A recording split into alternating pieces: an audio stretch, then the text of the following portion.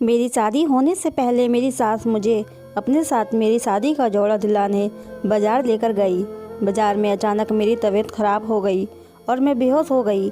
मेरी सास मुझे हॉस्पिटल लेकर गई। डॉक्टर ने बताया कि मैं माँ बनने वाली हूँ। ये सुनकर मेरी सास मुझे आवारा, बदचलन, चरित्रहीन कहने लगी और मुझसे रिश्ता तोड़कर अपने घर चली गई। मुझे नहीं पता था कि मेरे साथ ये सब किसने किया है। मैंने इस बच्चे को जन्म देने का सोचा। 9 महीने बाद जब बच्चे का जन्म देने का समय हुआ तो डॉक्टर ने पूछा कि इस बच्चे के पिता का क्या नाम है। यह सुनकर मेरे पैरों तले से ज़मीन खिसक गई। हॉस्पिटल के सबसे बड़े डॉक्टर ने कहा, मैं हूँ इस बच्चे का पिता। मेरा नाम रितु है। मेरे पिताजी हवाई अड्डे पर नौकरी करते हैं। मुझे ऐसा लगता है कि मेरे जीवन में कभी कोई कठिनाई नहीं आ सकती। मेरे पिताजी सब संभाल लेंगे। जो लोग अच्छे पालन पोषण में पलते हैं, जीवन उनका इम्तिहान लेती है। मेरी माता पिता से कहती है, लड़कियों को ज़्यादा छूट ना दिया करो।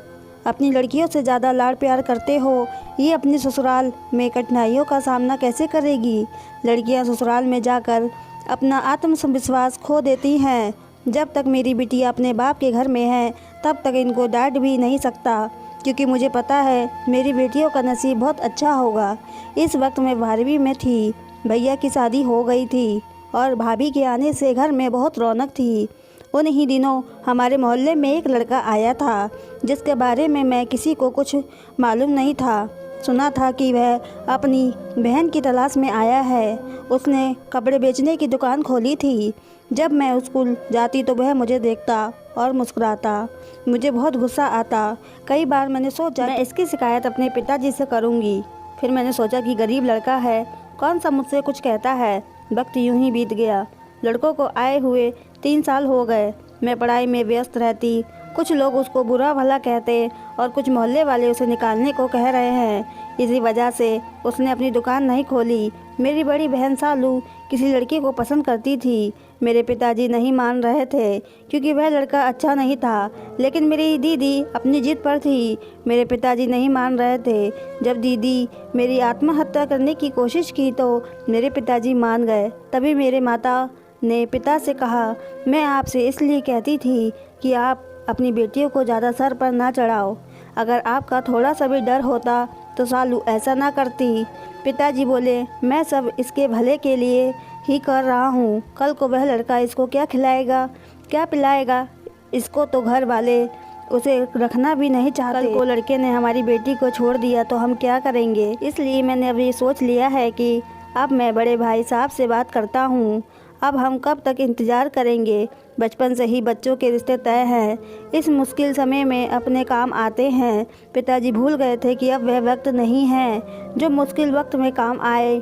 ऐसा ही हुआ। ताऊ जी ने इस रिश्ते से इनकार कर दिया था।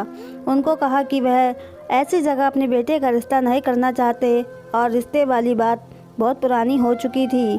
पिताजी का मान टूट चुका था। अब वह चुपचाप रहने लगे थे। दीदी ने घर से भागने की धमकी दी तो पिताजी ने दीदी की शादी उसी लड़के से करा दी जहां वह चाहती थी। सालू दीदी बहुत खुश थी। सालू दीदी बहुत ही खुदगर्ज निकली। उन्होंने ऐसे लड़के को अपने माता पिता के लिए नहीं छोड़ा जो बिगड़ा हुआ था। पता नहीं सालू दीदी ने ऐसे लड़के को कैसे पसंद कर लिया। बच्चों को अपने माता पिता का स्नेह क्यों नहीं दिखता, जो खुद भूखे रहते हैं और अपने बच्चों को खिलाते हैं। सालू दीदी की जब विदाई हुई तो पिताजी ने कहा कि आज से तुम्हारा हमारा कोई रिश्ता नहीं। तुमने जिस लड़के के लिए अपने माता पिता को छोड़ दिया, आज से वही सब कुछ तुम्हारा है। मर भी जाओ तो अपने मैके मत लौटना। अब सब रिश्तेदार में यही सब बात हो रही थी कि शालू ने अपनी मर्जी से शादी की है। तुम बहुत बदनामी करा चुकी हो। तुम्हारा हमारा कोई रिश्ता नहीं है। पिताजी बहुत परेशान रहने लगे। दीदी शादी के 1 माह बाद आकर पिताजी से माफ़ी मांगने लगी। पिताजी, आप मुझे मारते, किसी कमरे में बंद कर देते, लेकिन मेरी शादी उससे न कराते। उसने मुझे मारा पीटा और कहा कि जाओ अपने पिता से पैसे लेकर आओ, उसमें मैं अपना कारोबार खोलूँगा। पिता ने परेशान होकर अपने बेटे से कहा कि शालू का जो हिस्सा है उसे दे दो। भाइयों ने सालू से कहा कि वे अपना सभी न दिखाए।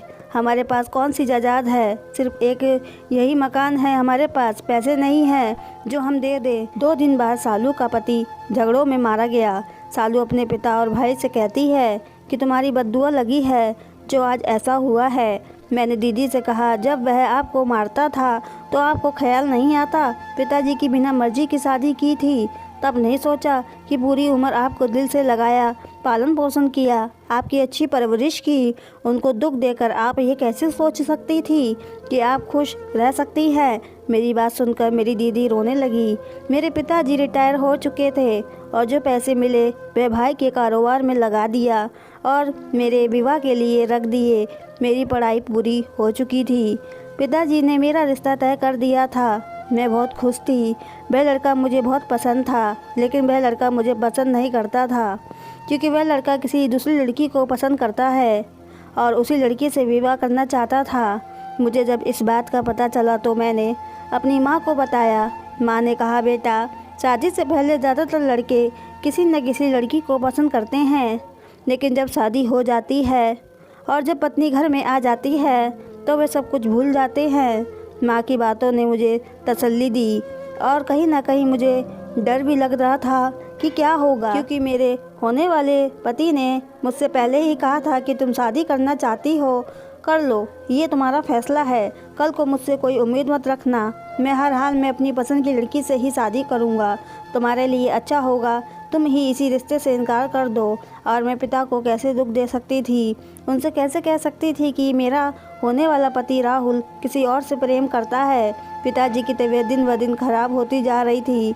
एक दिन पिताजी को हार्ट अटैक आया, जिसके कारण पिताजी की मौके पर ही मौत हो गई। ऐसा लग रहा था जैसे पिताजी अभी उठ जाएंगे। चारों तरफ भीड़ ही भीड़ हो रही थी और चारों तरफ ऐसा लग रहा था जैसे पिताजी अभी बाहर से आएंगे और मुझे आवाज़ लगाएंगे। मुझे तो यकीन ही नहीं हो रहा था कि पिता इस दुनिया में नहीं रहे। मैं दरवाजे पर बैठी ही रहती और पिताजी के आने का इंतज़ार करती।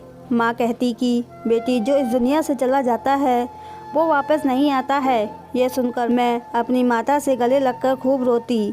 राहुल की माता ने पिताजी के गुजरने के बाद मेरा रिश्ता भी तोड़ दिया। मेरी माता ने राहुल की माँ से कहा कि ऐसे रिश्ते न तोड़ो, लोग क्या कहेंगे कि ये रिश्ता क्यों टूटा है। मैं सबको क्या कहूँगी, अब तो रितु के पिता भी नहीं रहे।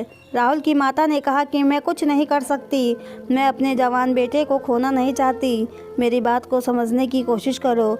जब मुझे पता चला कि राहुल की माँ रिश्ता तोड़कर चली गई है तो मैंने माँ से कहा, उन्हें पहले रिश्ता करते समय अपना बेटा क्यों याद नहीं आया और अब 2 वर्ष बाद उनको ये याद आ रहा है कि बेटे की खुशी से बढ़कर कुछ नहीं है। ताऊ जी ने भी सारी ज़मीन अपने नाम करा ली।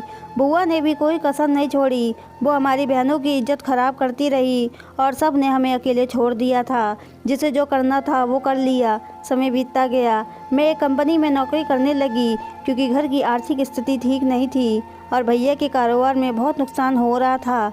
पिताजी के जाने के बाद अब माताजी भी बहुत कमज़ोर हो गई थी और बीमार रहने लगी थी। सालू दीदी के भी रिश्ते आने लगे थे।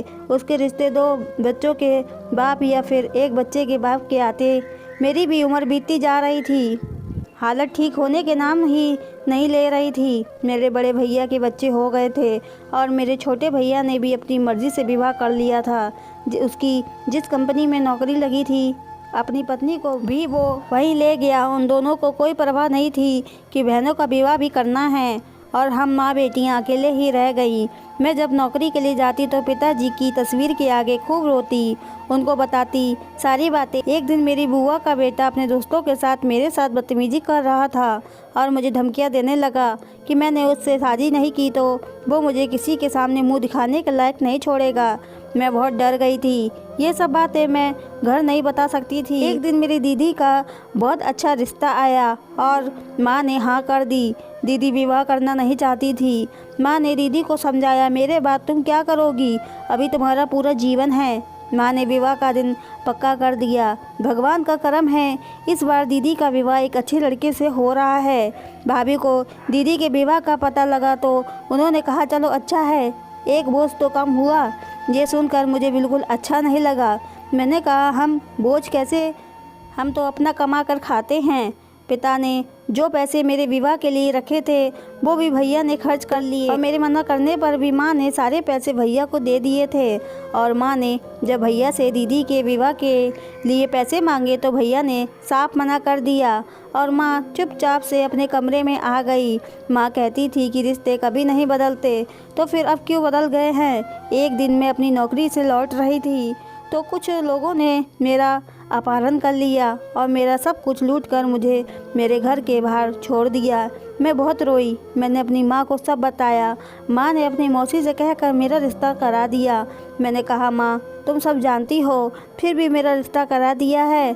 तो माँ ने कहा कि बेटा तुम्हारी कोई गलती नहीं है, तुम इसके बारे में किसी को मत बताना, यह बुरा सपना समझकर भूल जाओ। मैं नहीं जानती थी ये सब मेरे साथ किसने किया है। वो लोग चेहरे पर मास्क लगाए हुए थे। शादी से कुछ दिन पहले मैं अपनी सास के साथ अपने विवाह का जोड़ा खरीदने मार्केट गई थी तो अचानक मेरी तबीयत ख़राब हो गई और मैं चक्कर खाकर गिर गई। मेरी सास मुझे हॉस्पिटल ले गई और डॉक्टर ने बताया कि मैं माँ बनने वाली हूँ। ये सुनकर मेरी सास ने खूब तमाशा किया और रिश्ता तोड़कर चली गई।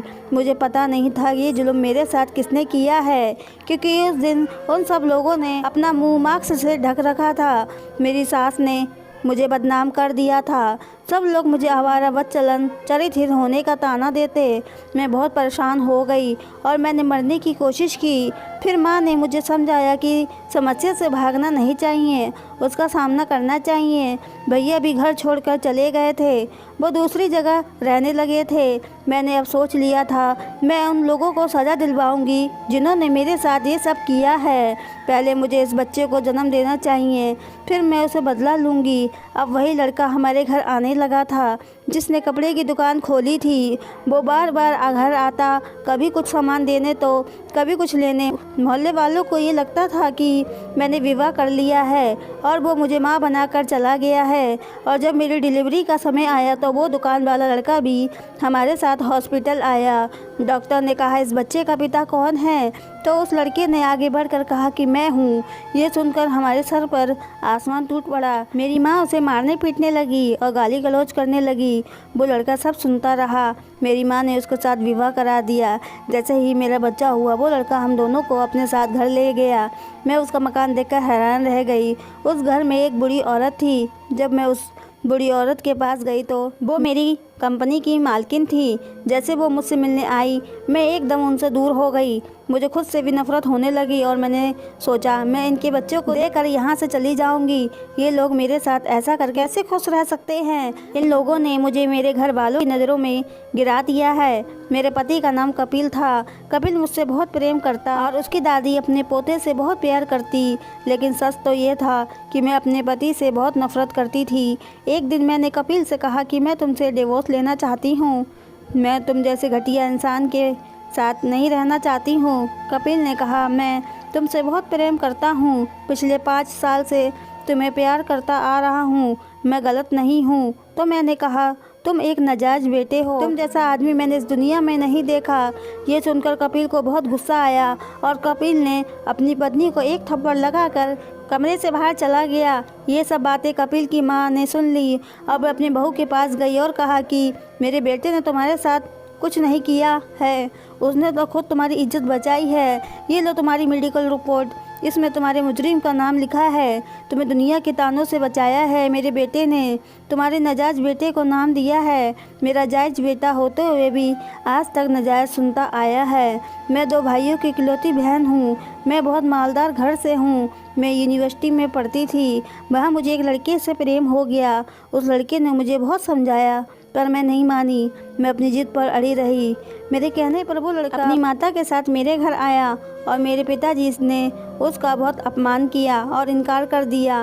पर मैं अपनी जिद पर अड़ी रही और अपने परिवार को छोड़कर अपने प्रेमी के साथ विवाह कर लिया और हम एक दूसरे के साथ बहुत खुश रहने लगे थे। हम साथ रहते रहते काफ़ी समय बीत गया था।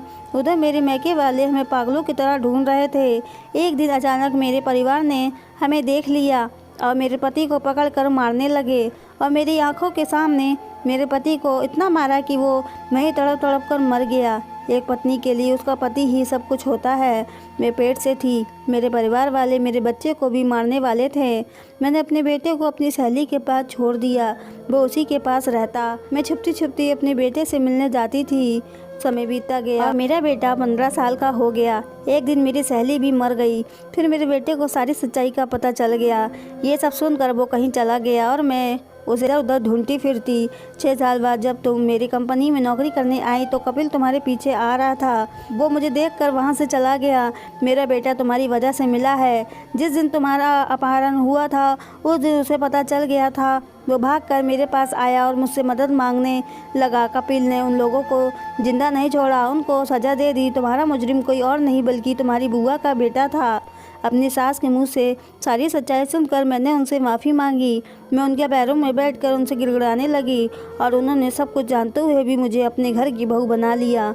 मेरी सास तो बहुत अच्छी औरत थी, उन्होंने माफ़ कर दिया। शाम को जब कपिल घर आया तो मैंने उनसे भी माफ़ी मांगी और उन्होंने मुझे अपने सीने से लगा लिया।